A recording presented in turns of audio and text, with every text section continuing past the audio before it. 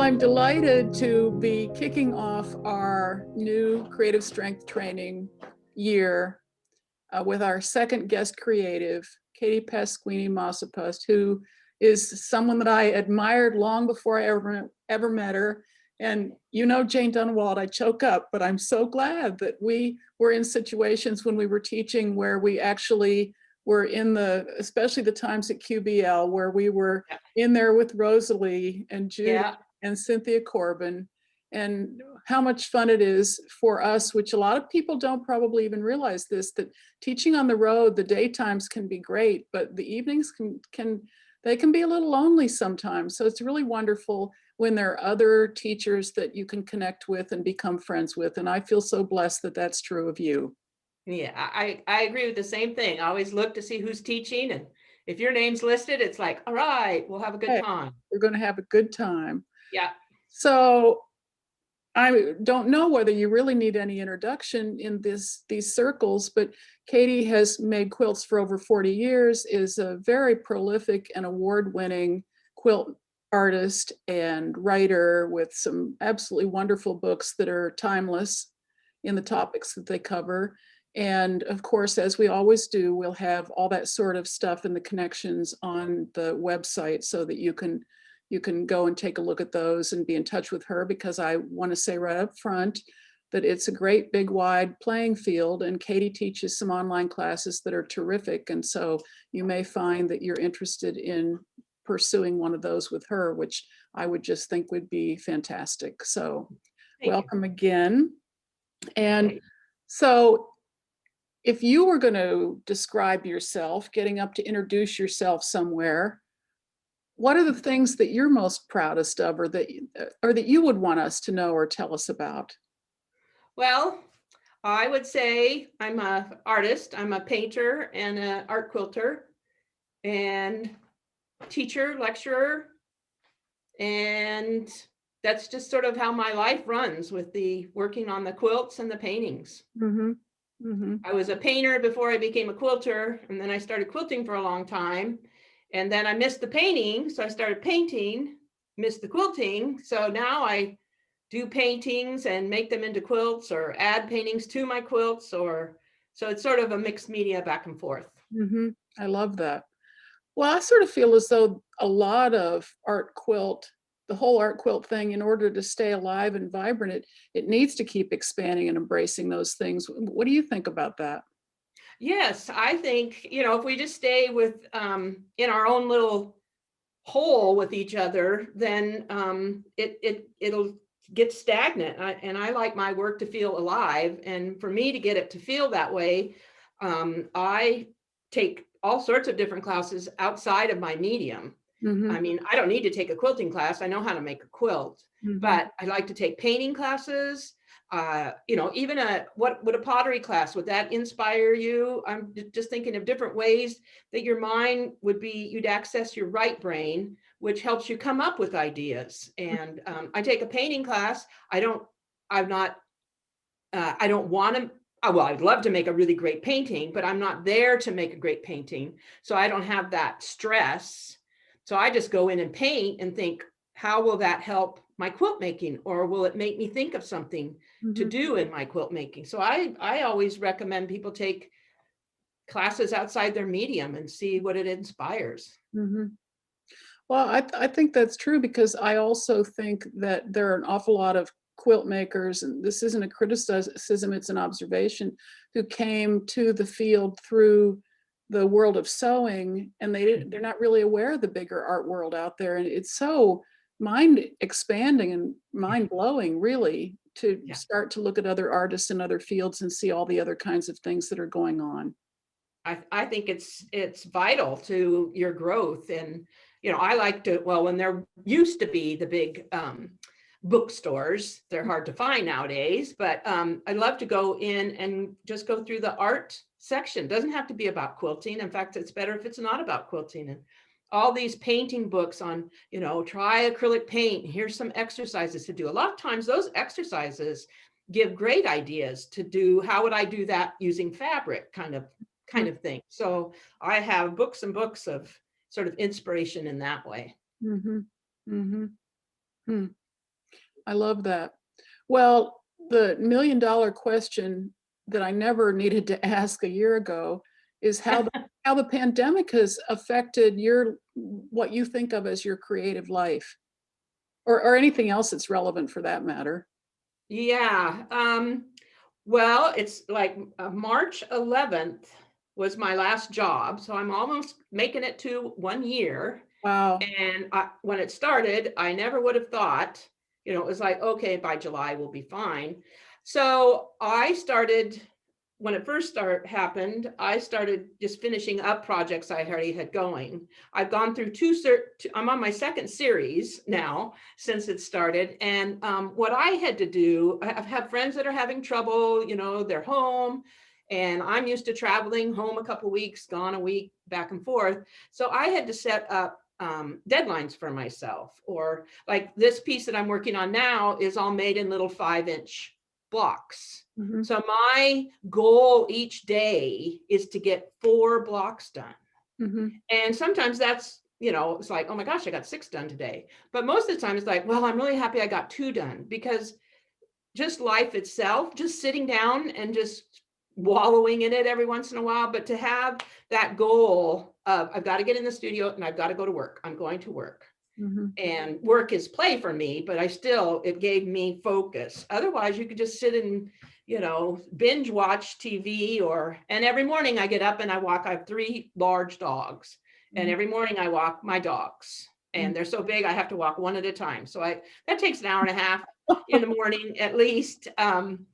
And so that helps break up my day. So creatively, the pandemic has been really good for me, because it's like, okay, I finished that. Now what do I want to do next? Because I'm like starved for attention from other people or being with other people. That to me, working on a quilt or coming up with a new idea is what's keeping me sane. Mhm. Thank God I have this creative thing within me that I can figure out what to do. Absolutely. I absolutely agree with you. This hasn't been that. I mean, it's all relative, and I wouldn't want to be dismissive about it, but I think I've fared better because same thing. I don't have a studio right now because, of course, we're selling the property in San Oh, Antonio, and I'm between spaces. But the encouraging thing is that my creativity is still looking for other things to poke its little nose into. You know what I mean? yes. Yes. And I think, and we're lucky because we have a focus to it. Everyone's creative somewhere or another. It's Right. finding that, tapping into that. And, I mean, you can be creative on cleaning up your house and cleaning out those cupboards. Yeah. We're all doing that. I'm doing that as well. But to find what sparks you, I see some of these young kids these days, and just like, well, what do you want to be? And it's like, oh, I don't know. I just want to get a job. And it's sort of like that to me I would be lost, Mhm. because I wanted to be an artist since I was a little kid. So Mhm. I've always had that as my goal, and that guides you in whatever you do. Mhm. So yeah, I think we're lucky. Mhm. Well, that's an interesting thing because so many students that I've encountered, and I expect this is probably true for you too, wanted to be artists at a young age, but then were redirected either Yeah. by a parent or by some other thing. Were you supported in that desire to be an artist from an early age? Oh yeah. I'm number 5 of 7 kids. Mhm. So we had a big family, and my parents were awesome because they nurtured whatever we were interested in. And I had started drawing when I was really tiny, and I had my first art class when I think I was like 8 years old, and I took Wow. my little stuff and went to this woman's house, and she taught me some painting.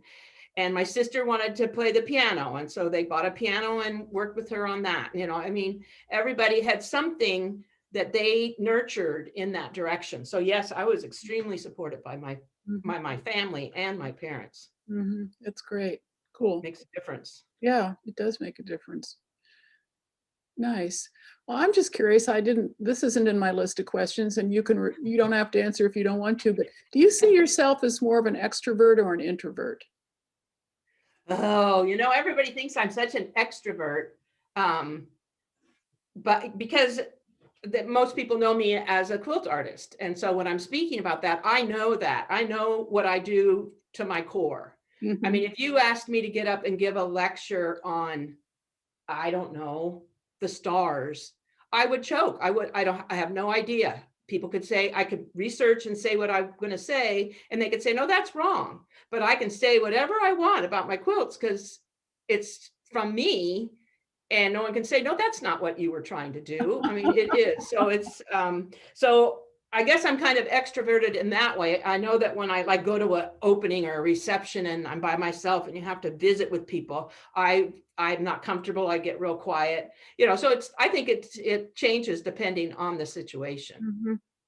Well, I had an inkling of an idea that that's what you would say, because that's the benefit of being around other people when they're not on. And I think that those of us who have a really introverted side, which sometimes I think we have to have that in order to enjoy being in the studio for such long periods of time by ourselves. But Yes. then because we want to teach and we like being out there showing the work and talking about it, we learn to sort of reinforce the extroverted side, even though it wouldn't necessarily have been natural or the first Right. direction we'd go, if that makes sense.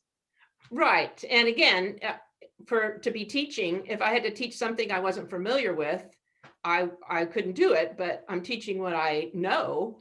And so that's easier to shout out than, Yeah, you know, yeah, hi, I'm so and so. What are you doing here? Or whatever. yeah, exactly. That's crazy. Okay, so if you work every day, Mhm. do you have a routine? I don't see you as somebody who goes into the studio and lights incense. No, no, no. I would say my routine is, I like to get up and have a cup of decaf because I get a little too wound up, and go through, whatever business part of my day, emails or setting things up, and then I take these dogs for a walk, and a lot of times during the walk, I get ideas because that's sort of like that's my church. That's my going out and being in touch with my feelings and with the world around me. And I think that's really important during the pandemic is to get outside, feel Mhm. the earth, get that kind of energy going. And then I come home and um, go to the studio. And so lately I've been streaming, watching movies that you really don't have to really watch, Mhm. but that just sort of keep you entertained while you're working. Yesterday, I watched Laurie Anderson give a talk, Mm. and she's a musician, a performance artist, and just phenomenal. While I was working, I got 6 squares done because it was so fascinating and somehow opened up my ability to work really fast. Mm. And so there's a lot of that going on with this pandemic. Other people doing programs. I'm doing online classes. You are, everybody is. Mhm. And so it's a nice way to do it. But so either that or really good music, Yeah, yeah, that just gets you going. yeah. Well, I said before you're prolific and you are. Do you ever get stuck? Um, I don't, I have in the past, and right now, because again of the pandemic, it frightens me to be stuck. So when I'm working on one piece, I'm thinking about the next one or where I'd want to go. I don't usually work on more than one piece at a time, but I am thinking about the next one or reading or like listening to these podcasts and things, getting ideas of where maybe I want to go so that and then if I get stuck, it's like just make something anyway. Mhm. It might turn out great, it might not, but it might get you ideas going. Mhm. So when my husband passed away 3 years ago, and it was really difficult to get going. And I said, anybody can do anything for an hour. So I would make now I'm saying I have to get 4 squares done a day, which takes 4 to 5 hours. It was just go into your studio for an hour. If you just sit there and cry, then that's what you're doing. If you go up there and move stuff around is kind of, to me, gets you kind of going. Mhm. So if it's cleaning up some fabric, putting colors together, just an hour a day. And then eventually that can turn into maybe an hour twice a day until until you don't want to stop at an hour. Right. So anybody can do anything for an hour. Mhm. Yeah, I think that's really good advice. Hmm, thinking about it. Thinking about some things I could do for an hour. Do for an hour. Yeah, that's good. Well, let's see, I had another question while you were talking, and I wanted to listen to you, and now it's disappeared from me. I hopefully it'll come back, but, oh, I know what it was. So when you're working in the way that you're working, do you like you said you've done at least one series and now you're on number 2, I think if I remember. But do you tend to see several pieces pretty much planned out in advance in your mind? Or do you work on one piece? This is really based on what you were just saying, is what stimulated the idea. Or do you work on a piece and then get ideas for what's going to happen in the next piece based on the piece at hand? It's a little bit of both, but I teach working in a series class, and I've had people send me, okay, this is going to be piece number 1, this is piece number 2, this is piece number 3. These are my ideas for all 6 pieces, and it's like, no, stop. While I'm working on this one, I know this is going to be a series about the grid, so I do a painting and then break it into these 5-inch squares, so it's more manageable. I've started embroidering on them and adding different things, but so I have in my mind this idea for 3 to start me off, just by the colors, not what the painting's going to be like. I like to work with circles because that's a nice contrast with the straight lines of the grid. So I have kind of a color theme kind of going, and then, but generally it's like, as I'm working on this one, it's each square is sort of the personality of the day. And so if you take the first square and probably the last square, they're going to be a little bit different. I'm learning some new embroidery techniques that I'm putting on, because I do a square, and then in the evening, because I'm alone, I watch TV and do the embroidery work downstairs. My studio's upstairs. And so as I'm working, the first one that I painted, I use a lot of spray. So there's a lot of drips, which is a little hard to translate to fabric. So it's like, okay, next time, not so much water, a little drier palette, and stuff like that, it helps influence the next work. But it's sort of like you need to finish one and then look at that and go, okay, this part is really powerful and worked, but I thought this would be different, so I'm going to work on that on the next piece. So it's sort of like discovery as you go, rather than having it all thought at the beginning. Mm-hmm. So, excuse me, come on. Dog problem. When you're talking about doing embroidery, then you're not really talking about embroidering on the canvas per se. You're talking about embroidering on the fabric pieces that you make. Yeah, so the canvas is what I paint. I just paint on that, and then it gets stretched. So I'm working on putting a show together where the painting would be hung, and they're both the same size. The painting and the quilt are the same size. So I would like to have the painting framed, hanging, and then the quilt next to it. And so the painting is just a painting. I do put fabric on the painting. It gets sort of built into the surface, and then I paint over it. So there is some texture in it. But then as I'm doing these little blocks, I see. I take it down and do stitching and French knots, because I spray paint, I splatter paint on the quilt a lot. I mean, on the painting a lot. And so to get that idea, I do little French knots. So I sit and just sort of play with the embroidery on each piece. And it's very rewarding. And I used to embroider when I was a teenager. And so I'm kind of back in that, something little to hold while you're doing something else or watching TV or whatever. No, I'm with you on that. That's what got me started too, embroidery. So that's interesting. So are you assembling those blocks individually then? Do you mind the technical stuff? I'm just so curious. Or do you still use a traditional backing or batting ever and layer like that? Each little block has batting and backing. Yeah. So they're appliqued, and then they're layered together, and then I quilt them. Each one's quilted at this stage.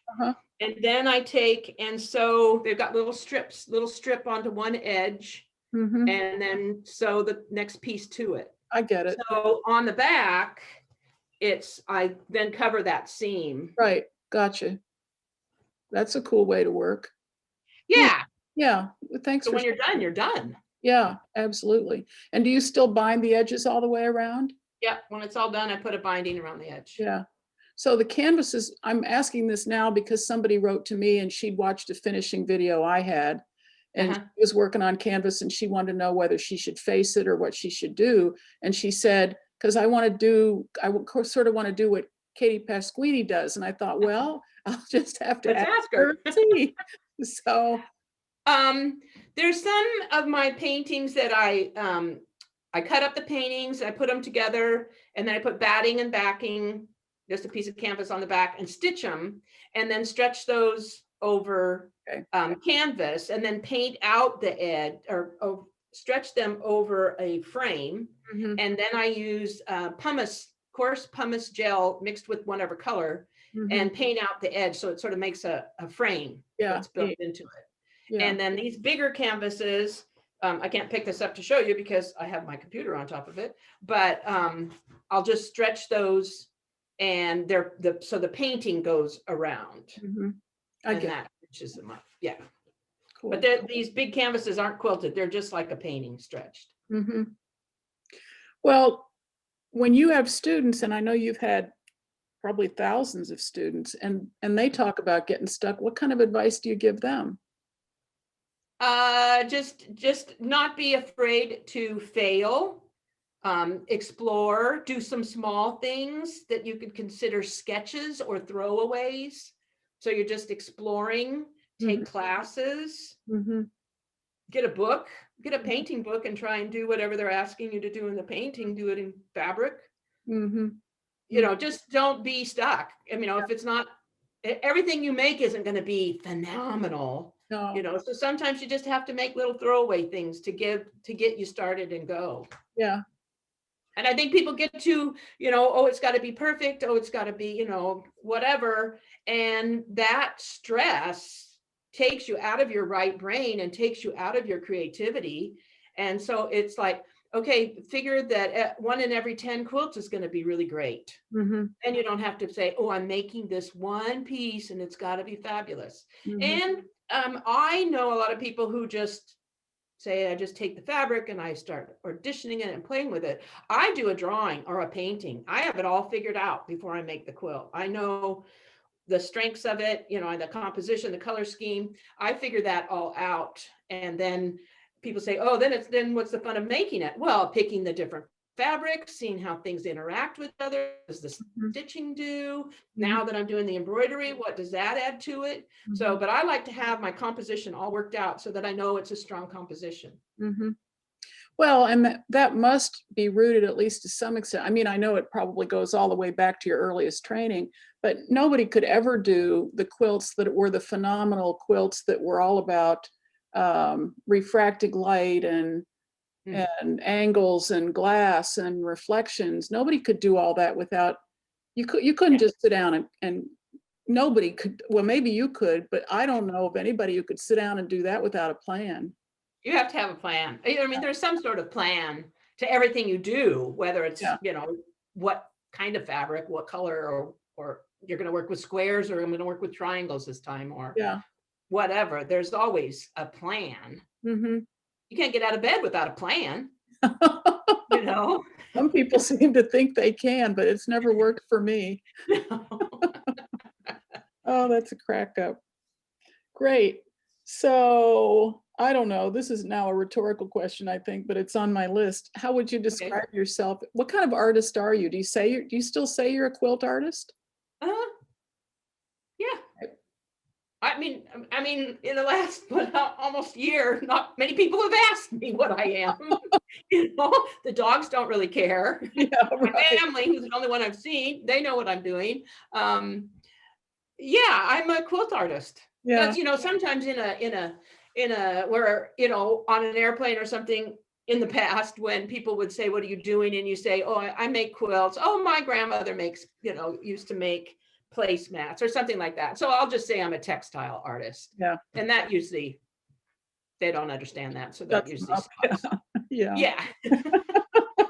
But yeah, I make quilts. They have a front, they have a back, they're made out of fabric, they're stitched, they have batting, they're quilts. Yeah. Well, it's refreshing because I think some people feel as though they have to find some other, I mean, frankly, I've gravitated to mixed media textile artists because now I use the spackling. Well, yours is. It's what it is. But Yeah. I find it interesting that some people have tried to skirt the issue of being of being what they really are, which is a quilt artist, by giving it other names that don't allude to that. And I can understand from a marketing standpoint why they might do it, but it's refreshing for somebody to just say, yeah, this is what I do, and I'm Yeah. okay with it.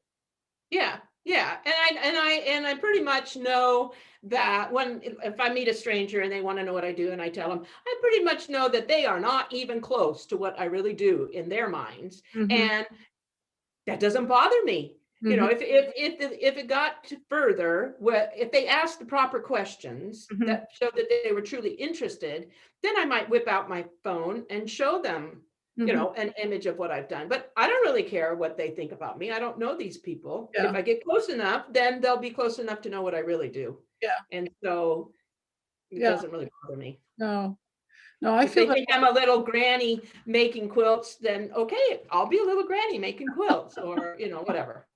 Yeah. Okay, I think you must have a shapeshifter archetype because you can be whoever you need to be in whatever setting it is. Yeah, like, that's fine. That's easier. Yeah, cool. Okay, well, I can't believe how fast the time flies, but the last question I Me usually too. ask is whether you have anything you'd like to say that we haven't covered that you think it's important for people who are struggling to be creative or really, really passionate about being creative that you think might help them or that you'd like for them to know before we close. Well, I mean, there's probably, just depending on what mood or what strikes me, but I do these critique classes. Give an assignment, they make the piece and send it back, and then I critique it to the assignment. Um, and what I find is people are too timid.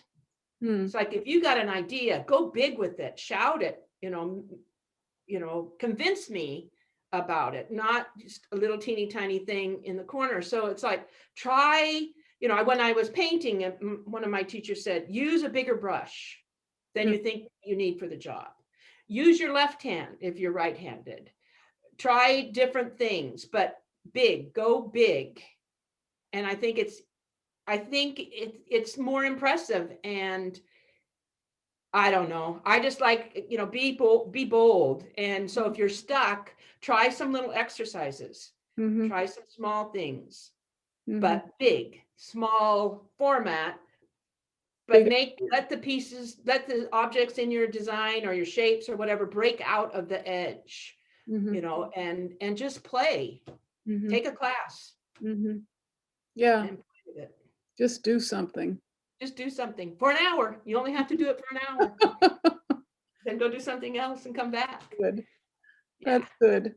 Well, you're a doll to spend this time talking to me about all of this. I knew it would be fun. I know the fun is going to translate into the wherever people are sitting and watching it, they're going to enjoy and get a lot out of this, Katie. So thanks again for doing it and for being here. Well, thank you for having me. It was almost like you came to my house and we sat down and we're visiting. So I haven't had company in a long time, so Oh, this is good. well, maybe we'll have to arrange a happy hour There some we go. and There we go. We'll and we'll get do we'll get some of our teacher friends together and have a little happy hour. that sounds like fun. In the meantime, you stay safe. You too. And Give my love to okay, everybody, we'll your be in, granddaughter. and you as well. Okay. Take care. Okay.